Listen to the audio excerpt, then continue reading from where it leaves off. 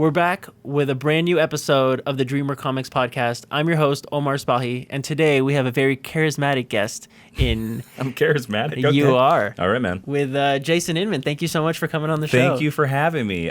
This is very intriguing, and I don't know whether to look at you or whether to look at the camera, and everybody listening to this podcast is like, what is he talking about? Yeah, you can find out on YouTube if you go over and look on YouTube. I'm helping you plug. I love it. All right, cool. And you look at me if you want to, or you can look at the camera whenever you feel. I'm just going to look at you. You're dreamy. Yeah, there All right, you let's go. I like it. All right, we're off to a good start then. So you are a co-creator of Jupiter Jet and Science, which is now right now on Kickstarter and has blown past its goal. Yeah. It's an 80-page graphic novel that I co-wrote with Ashley Victoria Robinson. It's going to be published by Bedside Press. We funded in less than 24 hours, which knocked my socks off. Did not expect it at all. We're now north of 20K. That's mind-blowing. And I don't know how much further we'll go. We actually, funny enough, we were so surprised by how quickly it funded. We didn't have stretch goals in mind. We were like, oh, we'll get to stretch goals. It'll be fine. And then suddenly we had to come up with stretch goals like that night. That's amazing. So we came up with some. I hope we don't have to come up with any more. I know that's like kind of seems like you're complaining. That's crazy. But I'm kind of like, I just want to print the book now. I love it. That's so cool though that you have people who are just kind of came out for it. I'm a backer, so I'm a big proponent. Thank you. Yes. And I love it. I'm a big fan of what you're doing. I appreciate it, the man. story. Yeah. The concept is so much fun. Tell me about Science right now. Well, Science is about a 14-year-old girl named Tanzan who goes to the most advanced science school in the world called the Prometheus Institute. And she's not there to study science. She is there to destroy the school from the inside because she has been talking to a holographic version of her dead father for the past 15 years of her life, 14 years of her life. And this father has said, the Prometheus Institute murdered me. You have to take down this school. So that is why she is there. But when she gets there, she likes the teachers. She likes the classes. She gets a crush on her roommate. So she's sitting there being like, well, I like the school, but my dad, who's my holographic dad, says the school's bad. Who do I trust? Well, the only person she can trust is science. That's it. Then there you go. That's the story. I love it. Yeah. And that's why you have to say it with exclamation point. You have to say it with exclamation point. It was science! Yeah, well, we were talking about this story a lot, and we couldn't come up with a lot of titles. And I remember I just joked one time when we were just working on part of the story where I said we should just yell science, and that's what it's called. And for a long time, Science was the temp title, and then eventually we're just like, no, that's the title. It's going to be Solid Science. So, I love it. Yeah. And where did that idea kind of come from? Where was that like? Well, it's funny because it's the exact opposite way we came up with Jupiter Jet. I love the Fantastic Four. I love Jack Kirby. I love Stan Lee. I think the first 100 issues of the Fantastic Four are such a bedrock of the Marvel Universe, and I think any aspiring writer should absorb as much of that 100 issues as they can, because where Jack Kirby was pulling some of these images and these themes and motifs, I don't know where. I think he made a deal with a cosmic alien entity, and they were just telling his stories because they're so inventive and they're so far out there. And so I wanted to write something like that. I said to Ashley, I want our next project to be something Fantastic Four, Kirby dot cosmic-ish, far out science, just way out there. And her first response was, yeah, it's a school. And then we just ran with it, and then it became fully baked from there. It was crazy. I love it. Yeah, that's so cool that you guys have such a great working relationship like that. How did that like kind of come to be? Like, what did you guys first kind of partner on? We first partnered together on the Shirt Diaries, which is a web series, a Star Trek fan web series that we made together. Because that kind of happened the same way, where one of us threw out the idea and the other went through it. Ashley at the time wanted to watch the original series of Star Trek. She had never seen it like all the way through in order. So she was like, oh, I think I'm about doing some YouTube videos reviewing that.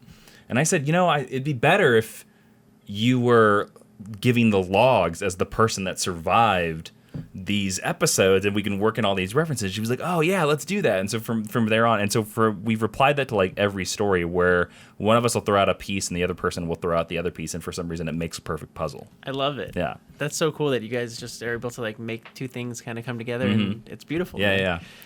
Probably the best example of that is if you read our comic Jupiter Jet, we have a scene in there, and it's in the first issue. And I'm going to spoil it because the trade's been out on Amazon for 3 months now. So just go buy it.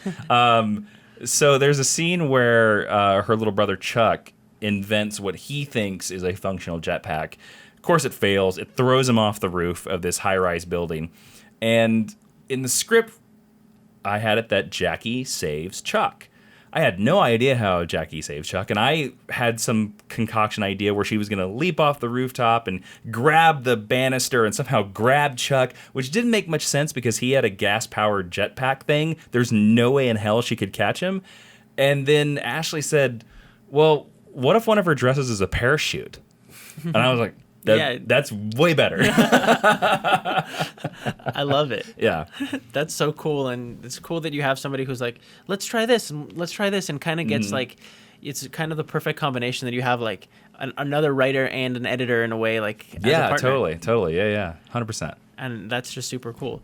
So so you said, how is that the opposite from Jupiter Jet? Like, where did Jupiter Jet come from? Well, Jupiter Jet, it's a similar conversation. Ashley said, I've always wanted to write a character called Jupiter Jet. And no lie, we were in a diner. She said, I want to write a character called Jupiter Jet. Without missing a beat, I said, she's a redheaded girl with a jetpack. And then from there, we went. Like, I don't know why that popped out of my mouth, but it just did. And we actually came up with the twist ending that happens in issue 5 in that first meeting. And that was like the entire goal. We reverse engineered the story to get us to that twist. I love it. Yeah. That's so cool. And it's so cool how you kind of like are like, okay, we know what the story is from the very beginning and you're just telling it. And I'm a big believer in that. I think you have to know your ending. Now, I think your ending can change. I think that's totally cool. But when you start out page 1, I think you have to know your ending because otherwise, what's your story about? Or how do you even know what your story is about? You have to have Absolutely. You know, your story theme could change and you could find out that, no, the story's actually about this character or the story's actually about social injustice and adapt to that. But, man, if you're just rudderless, I don't know how do you even write that? You always have to write from a place of theme. You know, whenever you're thinking about writing, me personally, I always think of, like, theme is the quintessential character moment where you're like, this character has gone through a change and has become a better person. Yeah. You know, and has grown as a person. Or what's the journey? Like, exactly. Where does this character start? Where does this character end? Because if your character doesn't change, then what's the point of it? It's funny because I treat every scene that way too. Ooh. Yeah, okay. which is a smart piece of advice that I got from another writer a couple years ago, where it's like, if you don't treat every scene you write like the entire story, like it has a beginning, a middle, and a climax, then you're writing boring scenes. Oh, that's crazy. And I will tell you this, ever since I've done that, it's harder for me to write scenes because I'm always like, but it's not where's the climax of the scene? Something has to happen. But it makes them better. It makes them so much better. Move the story forward or else you're just talking heads. Then cut that scene. Yeah. That scene doesn't work, you know? It's that idea. That's so cool. I kind of love that. Yeah, steal it, take it, run with it. And so how did you kind of get into comics? Like, what was your, like, when you grow up, were you reading comics or what was your entry level experience with comics? Well, my first comic book I ever bought is Batman number 466. Okay. It is an issue where Batman is tied to the bottom of a rocket. I bought it in a Walmart because where I came from in the middle of nowhere, Kansas, there were no comic book stores. There were comic book racks in Walmart, and that's how I got my first comic. And I can't remember whether it was after Batman or Batman Returns. It was one of those two movies that I walked into Walmart after the movie and saw that and begged my mom to buy it for me because Batman's tied to the bottom of the rocket and I had to know whether Batman survives. I still have that comic. Actually, I framed it. That's awesome. It's very tattered and it's very old. It probably smells like mold, but I still have it. And that comic led me to, I enjoyed that comic, and I didn't buy a comic for another couple more months because we went into a gas station. I remember my comic book journey is all about buying comic books in weird places. So I bought The Death of Superman, the trade, the very first trade that came out. And I remember wanting to buy it because the news had done stories about the death of Superman and the long lines and all stuff like that. So I bought that. I think it was, I honestly want to say it was less than $10. Like, if that gives you an idea of how much prices have changed. And this was like again, early 90s. So I bought that and I read it. And I remember being surprised that Batman was there and Wonder Woman was there and the Justice League was there. And that was like the first inclination to me that these characters all exist in a shared universe. Yep. It blew my mind. It blew my like little boy mind. I Yep. couldn't believe it. I was like, wait, Batman's not over here and because to me it was like Star Wars and Star Trek. They didn't cross over. No, so why would Batman cross over with Superman? And I took that as like my springboard to kind of find out who these characters were and find out like what their stories were and stuff like that. And it's kind of the main reason probably why I have a sort of weird encyclopedic knowledge of the DC universe and a little bit of the Marvel universe, is because I do love seeing the connections and finding out where they cross over now. Oh, absolutely. Yeah. That was a big reason for me in comic books too. When I was getting into comics, I would only go and pick up the Flash. Like I had read like The Death of Superman and a lot of other books, but I wasn't like taking a risk on a new character. And I picked up 52. I love that book. It's one of my favorite series of all time. Yeah, me too. And the fact that it was weekly, you had every week you were going to the comic shop. And as a kid, the time is a little bit different. So every week it's getting in something new. It's kind of like, oh man, like I can't wait to go and figure out what the next week is going to be. And it introduced you to new characters. And from that point, you could learn and you can kind of grow that encyclopedia knowledge you had.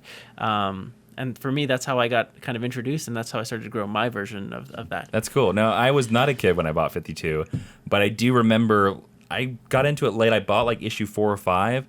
I read it. It was funny. So I moved into a place. This was when I lived in Oklahoma. I lived in Tulsa, Oklahoma, and I moved into a house that was a couple blocks away from Mammoth Comics. I'm giving them a plug in Tulsa, Oklahoma. It's my favorite shop in Tulsa, and they had issue 4 or 5. I bought issue whichever one it was.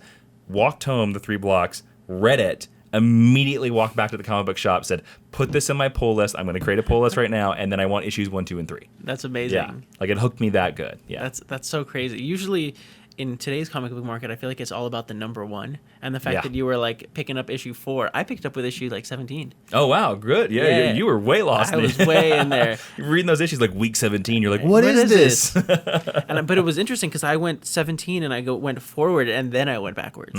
So it was a little bit like. So you knew the ending before you went to the beginning. I don't know if I went all the way to the end. Okay. But I was like going back and like trying to get the full story so Yeah. I could get the beginning. And but I remember it was like I think the first issue I read was these the 2 guys who were in space with the with Starfire. So Adam Strange and Animal Man. Yeah. And it was 2 guys who were married with this hot princess. Yeah. And it was just like something that's like, oh man, like who's interested in her? Oh, neither of them, because they both have wives. And so it's just such a weird dynamic. Was that the issue where Lobo and his space dolphin showed up? It sounds right. And there's the eye of something. Emerald Eye. Emerald Eye. Yeah. Is still there, and then you get introduced to Lobo and Animal Man and Adam Strange and Starfire, and like you learn about each one, and then you're like, oh, these guys run together as a group, and that was the first time they had ever run together as a group, and you're like, oh, cool. Yeah. 52 is the series that made me love Booster Gold. Yeah. Really, like before then, my introductions to Booster Gold were terrible issues of Justice League International, where he had like big clunky Iron Man armor. He looked terrible. Yep. It was like, that was when they made him 90s. Like they had to make everybody so 90s it hurt. There's that title called Extreme Justice, which is so teeth grittingly bad that you're just like, guys, relax. But then before that, Booster Gold was in like Death of Superman and then other Justice League International issues, and he was always a joke. And it wasn't until 52 that I was like, oh, this guy's something interesting here. I'm down for this. Yeah, he has a character. He has a character arc in there that. Yeah. I mean, he is 52 in a lot of ways. You know, he's an integral part of it. Oh yeah, he's 100%. Like that's why it surprised me. Like spoilers for a comic book series that came out 10 years ago. 10 years ago. 20 years ago. God. No, not even 20. I think it's 10. I think it's like 2006. 2005. 2006. Yeah. So like 12 years ago, where he dies in like the first act, where Booster Gold dies, their fake dies. Yeah. Like I was shocked by that. I was like, oh my god, did they actually kill Booster Gold? And I'm actually a little sad. Yeah. So. No, definitely. Although I'd like to see Supernova come back. I know, right? Supernova was awesome. You didn't expect this podcast to become all about 52. I know, right? I love it, man. All right, let's go issue by issue now. Issue 18. No, I love it. I think that's so much fun. And like whenever you're going back and just kind of like you kind of gravitate and like grow this whole universe out this way. And as a kid, you're like, okay, well, I like this character. I want to learn more about this. And I like this character. I want to learn more about them. Yeah, that's also like it's something that 52 has amazing world building. Yeah. And it's a question that I get online a lot from all the podcasts that I do and videos that I get. A lot of people always ask me, how do you build a world? like what's the best way to build a world, and I always point them towards 52, even if they're not a comic book fan. I also say that if you want to build a world, the easiest way to do it is to copy a world you like and then change it, because you know, just writing it naturally, you'll change it no matter what. So like, say like you want to create a superhero universe. Okay, well, you want to put an alien, you want to put a vengeful rich boy and a god, an immortal princess god. They're the leaders of universe. Like, even if you just take those archetypes and tinge them just tiny little bits, you'll create a distinct universe that will still feel the same, and also gives you a little bit of a cheat because you can just write the alien like Superman. Yep, and you can write the princess like Wonder you can Woman write them exact. We all know how Batman talks. We all know how Wonder Woman talks. We know how Superman talks, and that will make you. It'll save you so much time on the page. Yeah, but you will naturally be creating this universe and this world that's different. Yeah. That's so cool. So you talked a little bit just now about your online persona and who you are. Like, how did that kind of come to be? How did you go from being this how did you go to making YouTube videos and becoming this online person? Oh man, I stumbled into it, I think. It's funny, I always put videos online on YouTube when I was in college, when I was in film school, because it was the easiest way to share them out to like the cast or people, because I did a lot of short videos, and you can find them if you go search them on my YouTube channel. If you go back to the original videos I made, there are some really, really bad short films that are the very original videos on my channel. I've just never taken them down, but I don't care. So that I've technically been on YouTube since 2006. I haven't been on YouTube the way that most people think about me since 2012. Okay. So that's when I like actually started like what I considered to be Jawin and like, you know, talking about comics and doing this stuff like that. I was working for a couple of YouTube companies, and I kind of thought that if they were making money off of YouTube and doing weekly content, then I could do that. Now, I did weekly content, sketch content, funny videos, sketch videos for about 6 months. None of them really went anywhere. The one that popped was I did Shit Comic Book Nerds Say. And like every comic book site picked it up. It was like one of my earliest viral videos and stuff like that. People still recognize me from that really? To this day. They're like, oh yeah, man. Ashley Robinson, when I first met her, she said, you look so familiar to me. And I was like, oh, I do channels. And then the next time I saw her, she was like, oh, I saw Shit Comic Book Nerds Say. That's how I know you. So just doing that and doing more and more videos kind of led to making connections, kind of like any field you do, and becoming friends with people, and it just spread from there like a virus, basically. I love it. Yeah. And so what was your so how did you know you wanted to get into comics? Like, what was your going to comic book reviews? Like, how did you decide that that's your niche? Because I always loved comics and I always knew a lot about it. I just told you all 52. I could tell you basically almost, well, not every issue, but I could tell you the major beats of all of 52 and basically why they're important. And I've always been that way. So comic books were the thing I was the most passionate about. So that's why it seemed the most to do like comic books. It also didn't seem like there were that many comic book channels out there. Now, it's funny. I don't feel like I've ever been that successful with it, really. Like, I guess I've been successful enough to get other jobs with that channel, but I've never been successful enough, in my view, with that channel. But, you know, I have a fan base, so I guess that's something good. Yeah. I mean, that helps with everything, you know? Sure. There's something I'm reading now that talks about getting 1,000 dedicated fans into whatever you do. Yeah. And I think that's the goal, is just to build that up and get those people who will be behind you no matter what. And I think that's what you're doing an amazing job at building that. And I appreciate that. And having Are you one of the one? I am. Are you number 18? I am number 52. Oh man, there you go. And so you've just done an amazing job with being able to, you know, get fans in and get people who are interested in you and comic books, you know? Well, it's funny because I always did it from a viewpoint of passion because I love it, and I always wanted it to be about love. And I know that sounds very hippy-dippy. I always wanted to be about love. There's so many YouTube channels out there where the whole channel is about hating on stuff, and I'm just not down with that. Yeah. It's kind of the reason why I've stopped doing more modern reviews on channels or on certain things. People are like, "Why aren't you doing these reviews?" And I'm like, "Well, because all I'm gonna do is hate on it."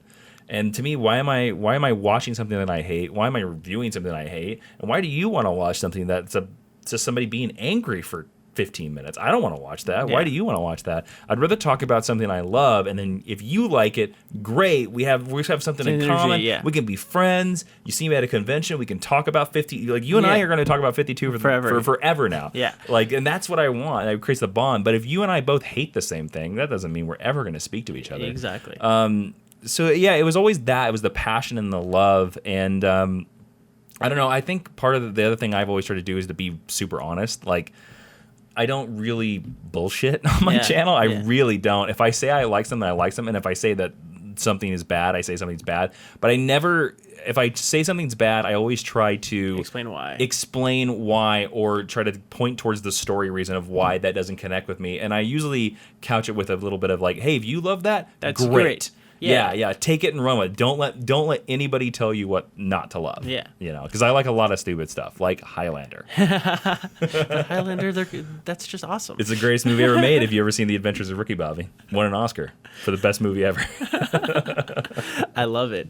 So, like, what was the process when it went into, like, YouTube, like, going into YouTube and creating this, like, how did you decide I'm going to do daily videos, weekly videos? Did you decide I'm going to go to the comic shop and get this book because I think it'll do better on YouTube? Like, what was the process there, like, to kind of... Well, originally it was weekly videos. Okay. And originally when I started out, I did 6 months of a new weekly sketch every week, and that killed me. It literally killed me, because it's basically writing a new television episode every week by yourself, having to shoot it, having to get actors to be in it, and then having to publish it. It wrecked me. And so I stopped doing that. The thing that a lot of people bring up to me is this thing where I thought about reading and reviewing every comic from a certain company every week, and then giving you like a buy it, skip it, or borrow it for every comic. So one week I'd be like, every DC comic, here's every Marvel comic. And I did that for a year and a half, but I decided to only do it for a year.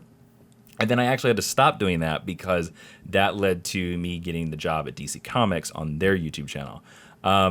Now, I'm actually glad that led to the job at DC Comics, because I was getting very close to burning out on that as well, which is the secret of YouTube that nobody tells you, is that like you can easily burn out on it. But I also found that reading 22 comics in a single night would like just give you, it's like, if you eat ice cream once a month, you love it. You love it. But if you eat ice cream every night, you're just like, ice cream sucks. Yeah. And that's what was happening to me with comics, because I was reading so much comics in such a little span that I was starting to see the seams of how comics were made. Yep. And it was starting to make even great comics look bad to me. Yep. So, I mean, I was the same way when the new 52 came out.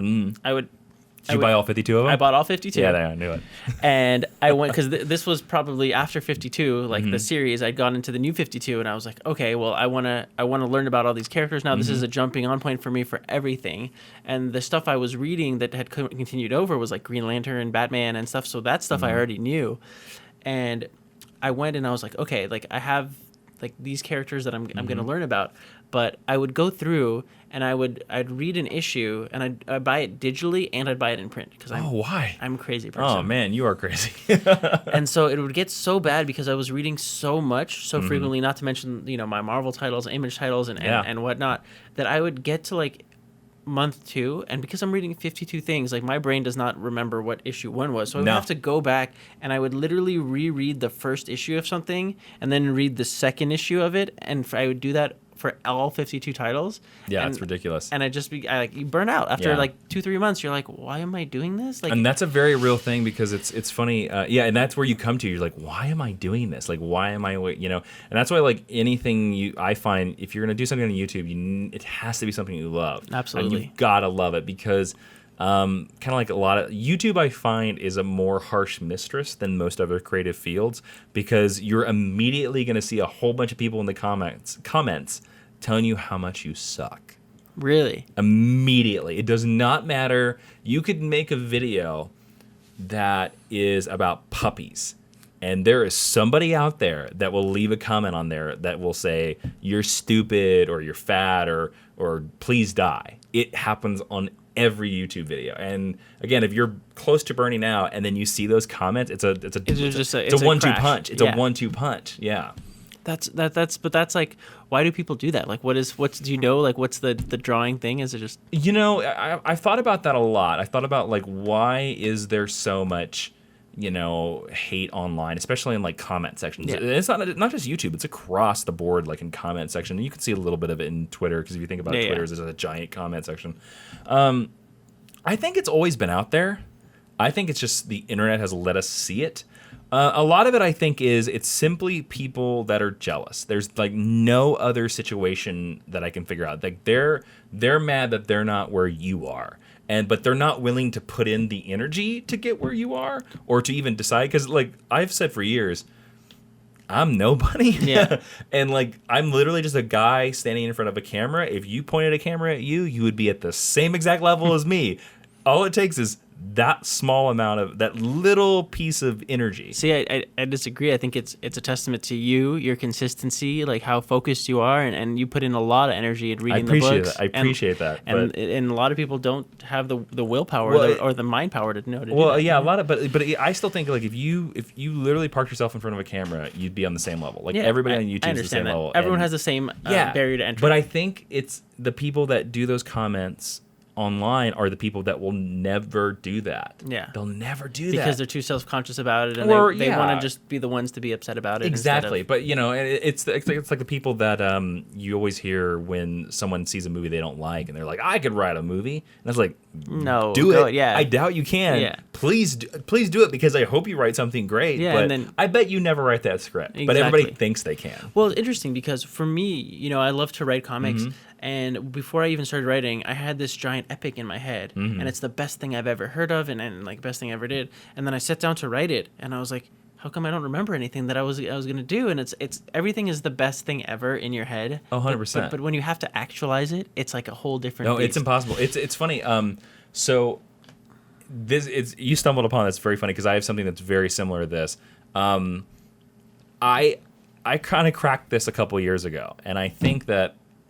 The comic book series Saga, right? Of course. Everybody knows it. Brian K. Vaughan and Fiona Staples. One of the best comic books of all time. Yes. Possibly, I think there are some arguments about some other series, but possibly maybe the best comic book being published right now. There are some other comic books that could slip in there, but whatever. A great comic book. Yes. One of the definitely top 5. Yes. Definitely top 52. So I think I cracked the secret of Saga a couple of years ago. Okay. And why it is so damn good. And it lines up with that point that you just said, where you tried to write this giant saga that you had in your head and you couldn't pull it off. I've been in the same place. I think Saga is Brian K. Vaughan's epic that he's had in his head since he first started writing. And the reason it's so good, and the reason why it knocks our socks off, is because he waited on it. He waited. He left it in his head, and he let himself become a better writer until he got to the point where some part of his head was like, you know what? I think I can do Saga now. I've got Why the Last Man out of my way. I've got Ex Machina out of my way. I've done some Batman, done a little bit of Green Lantern over here.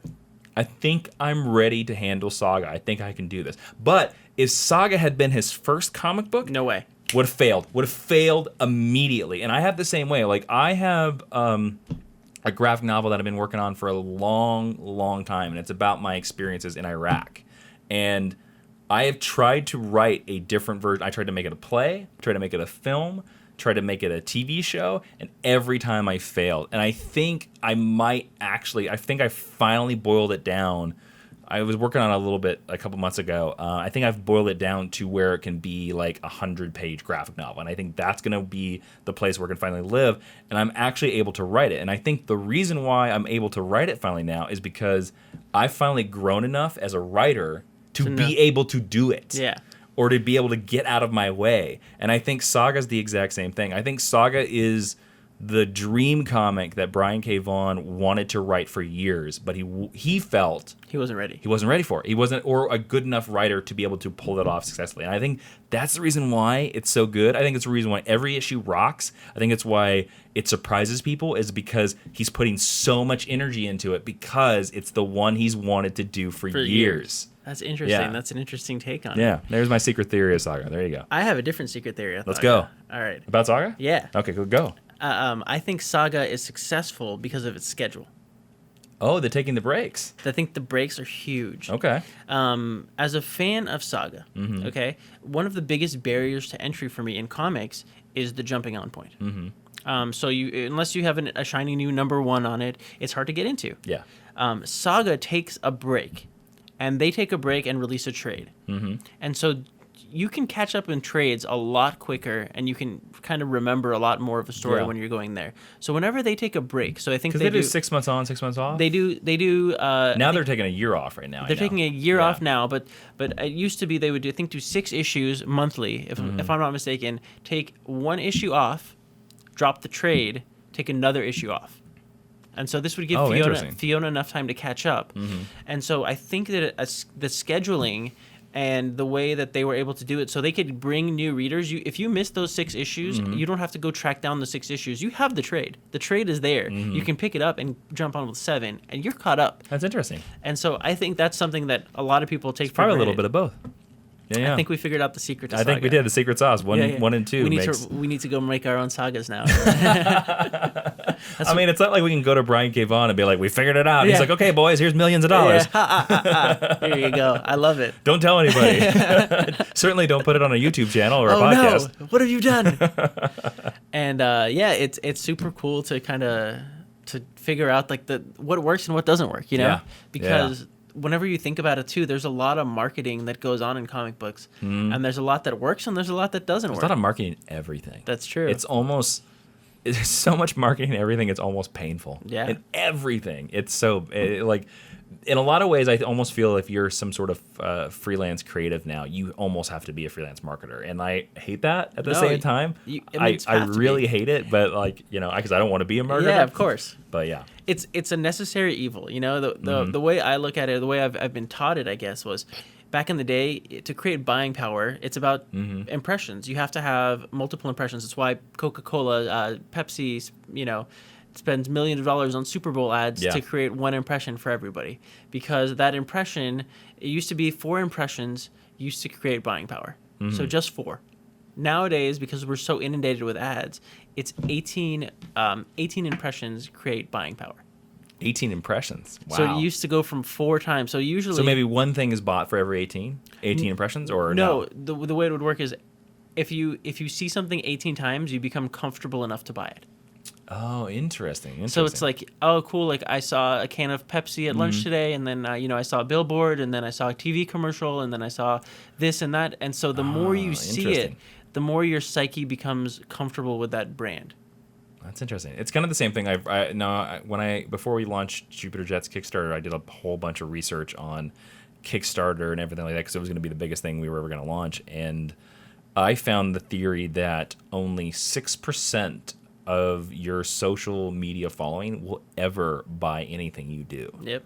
And it's funny because when we finished Jupiter Jet, our number of backers was exactly mine and Ashley's combined social media following. 6%. No way. On the dot. And we was like, uh-oh. We're onto something here. It was like, okay, here it is. But yeah, I actually found that at the same time I'd been like, okay, so you know that small market, but also at the same time I was like, oh, that's kind of disparaging that only 6% is ever going to like buy anything I do. Like everything I do is buy. Yeah, you know? Exactly. So. But it's interesting because it's like you have to continue to meet people and grow and build your audience and develop fans one at a time. Yeah. And so whenever you have a Kickstarter, like you just had Science come out and shattered its goal in the first 24 hours. What did you do to kind of get the word out there about the book? Like, what did you do press-wise, like talking about it, telling friends? You know. Well, like, we did a press release and we had a mailing list. Email or we had an email. We started an email list. Like we didn't have an email list for Jupiter Jet. We started it for Science. But I'm very weary of email lists because I feel like there's so many of them now and they're very spammy. A lot of it is that we just kept for like the 2 to 3 months building up to Science. We would just drop hints. We would just drop hints in a podcast or a video. We'd be like, we got another thing coming. We got a new book. And we would just leave it at that. And then like 2 months in, we'd be like, hey, it's called Science. It's going to be coming sometime in September. And then like the next month, it'd just be like, oh yeah, it's going to be September 12th. It's going to be September 12th. And then the couple of weeks before it, because Twitter is our main kind of promotion platform, we started like just every day we would drop an image. We would drop in it, like, here's a new panel, September 12th. Here's a new thing, September 12th. Here's a new thing, September 12th. Like, once a day, we would make sure September 12th, science, September 12th. And so I guess it's funny you're talking about the impressions. I think we subconsciously did impressions because we did that build up. So the day the launch happened, we had the mailing list that went out saying like, hey, we had updates from our previous Kickstarter campaigns being like, hey, it's out there. And then we do this thing where we will just ask people to share it on Twitter. Yeah. You'd be surprised what people will do. Like, again, and that's even people that I don't know. Like, I would just reach out to a person that I admire or a person's work and just be like, hey, I'm this guy, and my wife and I co-wrote this book. It's on Kickstarter. If you like it, retweet it. You want to retweet it? If not, no worries. I'm still a big fan. Da, da, da. Most people will do it. Yeah. Most people will do it. And that's the thing. A lot of people on podcasts will ask me like, how do you do that? And I how do you market your stuff? And I literally say I just ask people. Yeah. I literally ask people because 98% of people will say yes. Yep. And usually the only time people will say no is either they're on vacation, so they just never answer you. Yeah. So you'll get an email like 3 months later where they'll be like, oh man, I just saw this. Or the fact of they'll be like, well, I can't share it today, but I can share it 3 days from now because they've already pre-programmed their tweets or whatever it is. Or they're promoting something else and they don't want to, which I totally understand. Yeah. But a lot of it is, we just emailed all our friends and was like, hey, would you share it on Twitter? And so I think because of the buildup and that first day they saw other people tweeting it, I think we created the impressions. Like I think people were just seeing it all over Twitter and were like, "What? I gotta check this out. I gotta click it out. I gotta whatever. What is this?" Yeah, if people see it enough, if it's interesting because like if you see 2 or 3 friends doing something, you're like, what are they doing? How come I don't know about that? How come everybody's talking about this? How come everybody's talking about this? It becomes this weird like social thing where it's like, I need to be in on this. They're already in on it. I need to be in on it too. I can't be left out. I'm gonna be left out. They're not thinking of me. I have to think of myself and get myself in here. Yeah. And it's really interesting the psychology behind how it all works because it's Kickstarter is one of my favorite mediums just because of the way it's set up with the time limit. Yeah. So it's not, imagine if you were asking for like, $1 and million. you have a successful Kickstarter as well. Yeah. Yeah. And so with the time limit, I think it's something that's so powerful just because there's that extra added pressure. It's not like, because whenever I'm like, I should buy that book. And you're like, oh yeah, but I also have to buy this other book and I have to buy this other book. But this one has a timer. If I don't get it before the timer runs out, I can't get it. So I better do it now. I better do it now. Yeah. Yeah, that is an interesting. The ticking clock is probably because it's a little bit exciting. Exactly. There is a little bit of an adventure of like, are they gonna fund? Exactly. And you also feel it too when you fund a project and you can see them like they're so close. Like we've all donated that Kickstarter where they're just so close to their goal, and you're like, and some of them you're just like, I knew this wasn't gonna fund. Yeah. But then other ones you're like, damn it, I really want it. That. Come on, let's go. And so you're more likely to like share that one because you want that thing.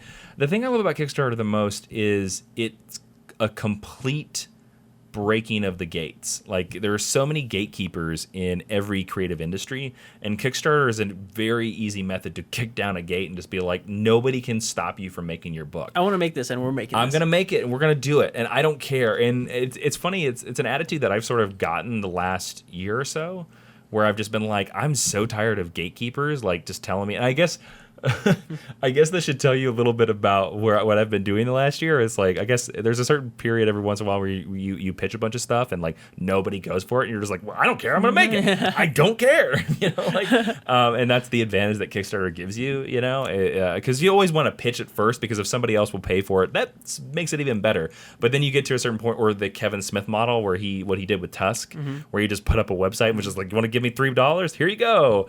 But that's what it is. I mean, you have to go out there and make it. And like, it used to be there's like a barrier of entry to like make comics. It's like you have to have made comics to make comics. Yeah. And now it's like, how do you make comics without making comics? And the answer is you just start doing it with Kickstarter. You start doing it with like putting pen to paper, Webtoon or whatever. You just do it. Doesn't matter. Figure out a way to do it. Like, the only barrier we have now is that we really feel it's unfair to have an artist spend all that time on our book and not be paid. Yeah. So like the only barrier for us right now is how do we pay our artists? Yeah. Otherwise, like it's like let's go. I don't care if we put it up on a website and just sell it directly to our fans. I don't care. I'm not going to be one of these people that I'm going to sit and wait for Marvel or DC to come hire me. Exactly. Like, no, I'm going to tell my own stories because I have plenty of them to tell. Yeah. speaking of DC, you were the host for DC's All Access. How did that come to be? So DC All Access, their previous hosts left the show, and so they did a fan contest online. And they were just looking for hosts. They were looking for videos, and the video was just like, tell us why you would be a best host for DC All Access, and who your favorite character is, and why you'd be great. And I actually wasn't even going to enter it. I was not going to enter it at all, because I looked at it as like a contest where 30,000 people would enter it, and why the hell would they pick my video? Why am I going to waste that time? I was working on other stuff.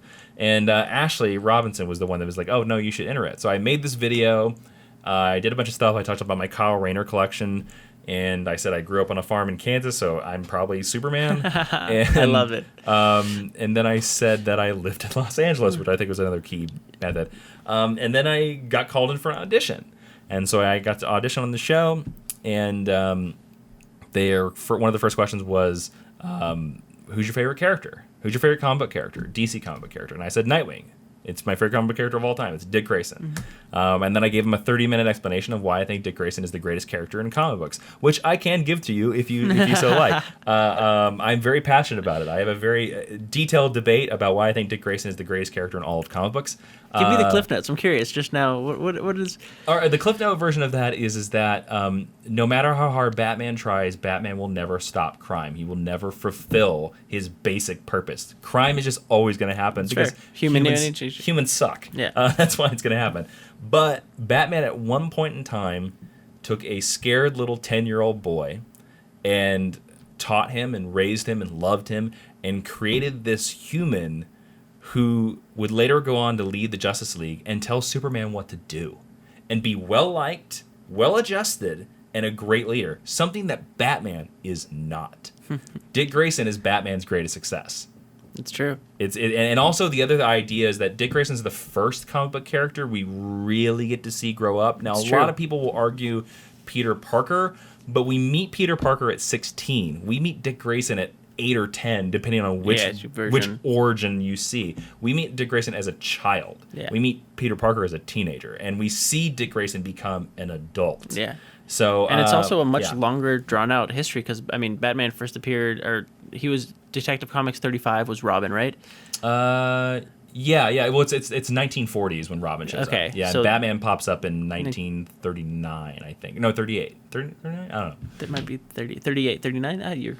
38's Action Comics, I know. So it's 39 is Batman. The next year is Batman. Detective Comics number 27 was Batman, and so it's interesting to kind of see like that character grow up over the span. It takes him, 1985 is when he becomes Nightwing. I think it's 83. 83. It's very close. Yeah. Okay, so it's just slightly before Crisis. But the other interesting thing about that is that Robin was created because the DC editors in 1940 thought that little kids could not relate to Batman.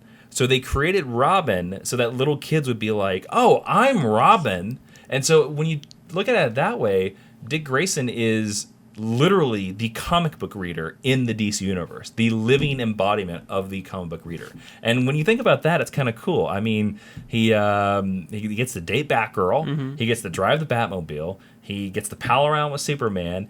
And then at one time, he married and had a honeymoon with an alien cat lady. Who doesn't want that? He lives the perfect life. Right? There I love you go. It. All right, you sold me on it.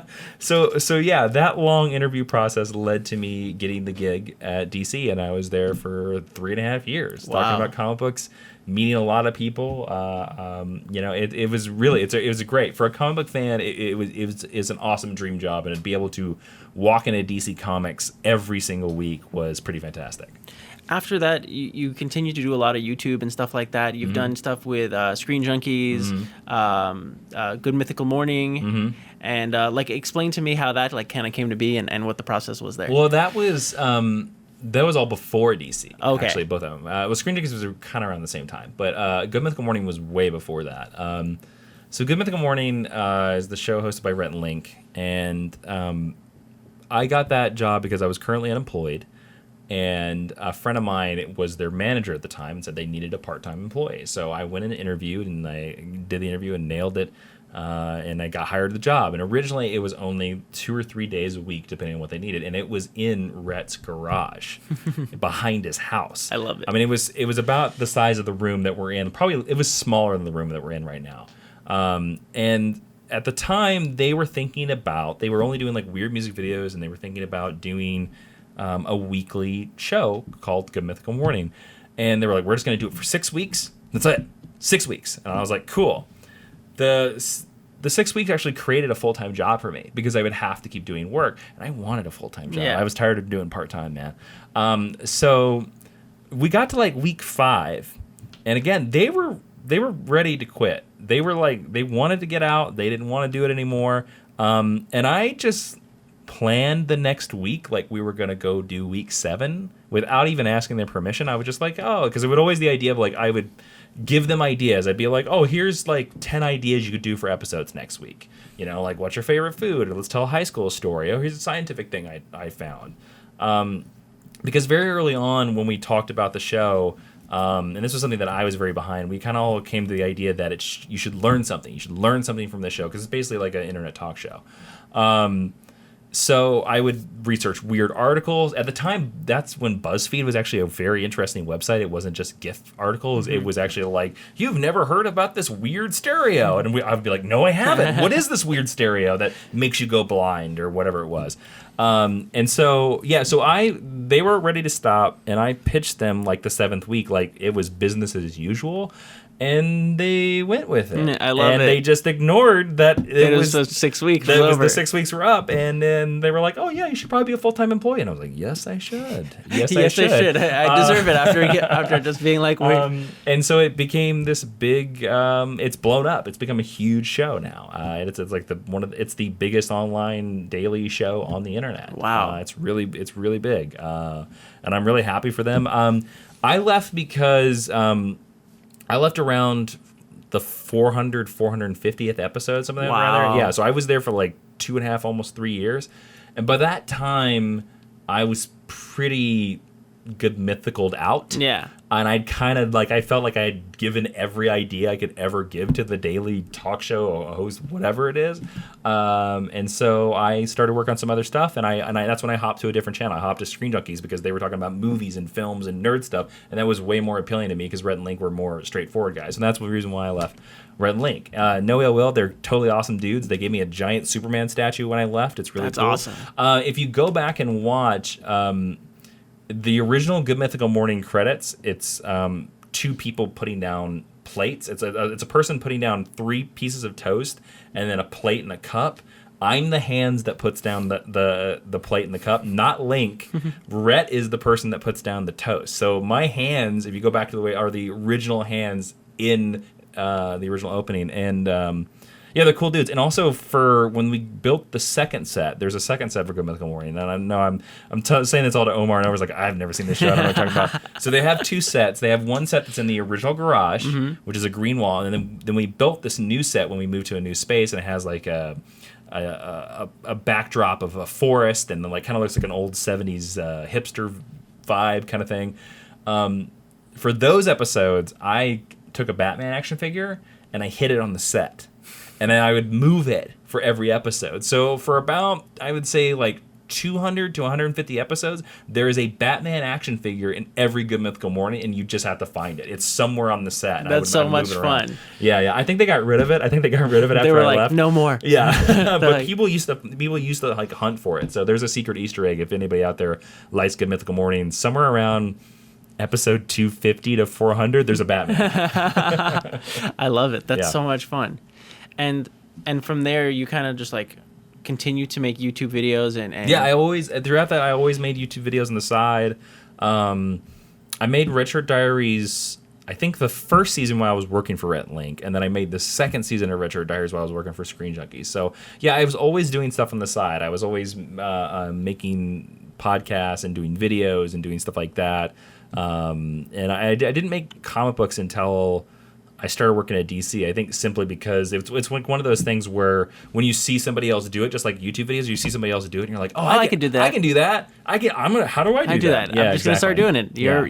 It's interesting because whatever you're around, you kind of like we're sponges. We pick it up and we're like, oh, that's how you do that. I'm just gonna go do that. Yeah. It's the weird thing of like the curtain has been lifted, and you're like, oh, that's how it is. When it's like we know exactly how it is, but for some reason we have to see it first. It's really interesting. Yeah, it's like we need that visual kind of like. Yeah, that's a good point. Probably visual.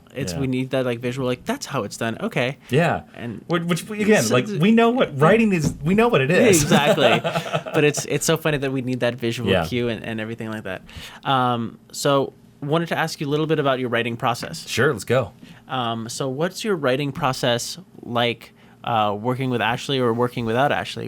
How do you kind of write for comics, for YouTube videos? Because I know you do writing for honest trailers and stuff like that. Back in the way back in the day. Okay. Yeah, not currently. They're way better without me. With Ashley, it's kind of the same. It's just with Ashley I have to do less work because I don't have to write as much of it, which is great.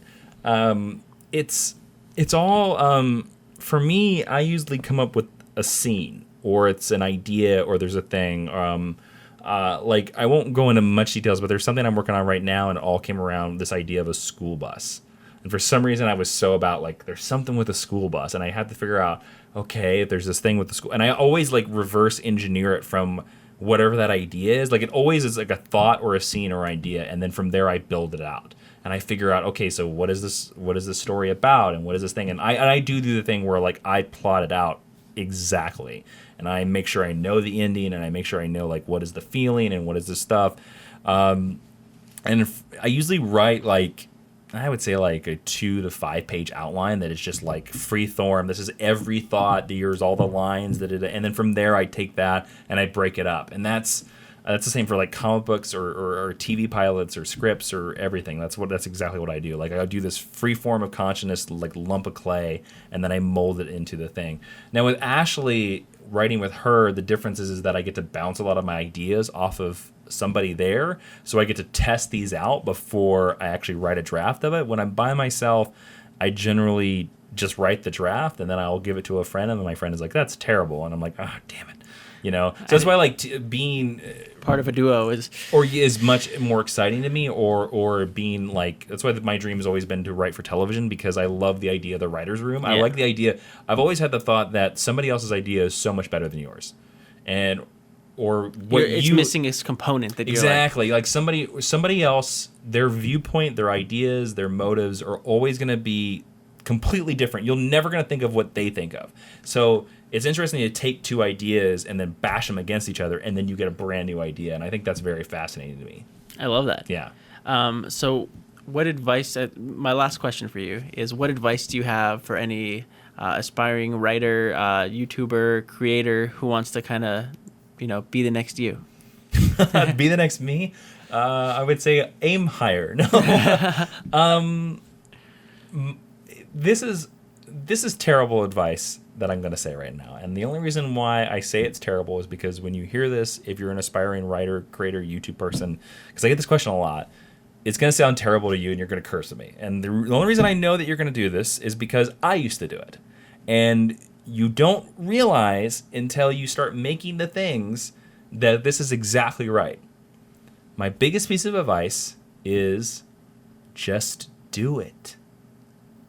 And I know everyone out there is yelling at me. If you're an aspiring writer, aspiring YouTuber, aspiring podcaster, whatever the hell you want to be, aspiring doctor, I don't know about aspiring doctor. Well, maybe the doctors are here. They're watching this. Yeah, they're like, no. The brain surgeons are like, how do I be a brain surgeon? Yeah, tell me, Jason. Yeah, just give me the scalpel and I'll go to work. And I'm like, don't do that. Just do it. No, just do it, brain surgeons. Just do it. You can buy cadavers on Craigslist. They're out there. Go find them and just do it. Just go to school and do it that way. That's the way to do it. So I found, and I didn't know this until I came to the other side of the fence in terms of like making comic books and writing TV pilots and stuff like that. We all want the magic key. And I call it the magic key because we all expect there to be some secret feather, some secret power-up, some secret mushroom. I don't know why it's all Mario, but it just is. That suddenly unlocks that part of your brain and shows you how to do it. Like we talked about the visual component. But the simple answer of it is that there is no magic key. There is no magic key. I can remember listening to podcasts like I would say maybe 10 years ago and being like, oh man, I want to be a writer. Okay, I'm going to listen to this podcast where this guy is a famous novelist and I'm going to listen to him. And he's on a panel, he's talking about his career. And I can remember finishing this podcast and the person never talked about how they got an agent. They never talked about that. And for some reason, I thought that was the key. Of course. I was like, oh, once you get an agent, you're in. set. Oh, you're Mr. Hollywood. But that's not. That's not it. Like you can have, I have an agent. I'm Doesn't not help. Mr. Famous. Yeah. What makes the biggest difference is the work, is your video, your podcast, or your script. Whatever that is, that's what makes the difference. It's not any of this other crap, and there is no other magic key. So to me, I say just do it, because you're going to put so many blocks in your way. I certainly did it. I think we all do it. You're going to put so many things in your way to stop yourself. So stop it and just do it. Just make the thing, because even if you make a crappy thing, you can always retool it, go down the line, do it better, and learn from it. Or you're one step closer. You're just with one thing, you're different from what you were before. If you make one YouTube video, you're a YouTuber. If you write one thing, you're a writer. You're not an aspiring writer. That's why I always tell people, don't put aspiring filmmaker, don't put aspiring writer, aspiring artist on your Twitter profile or any social. No, you're an artist. You're a writer. You're a filmmaker.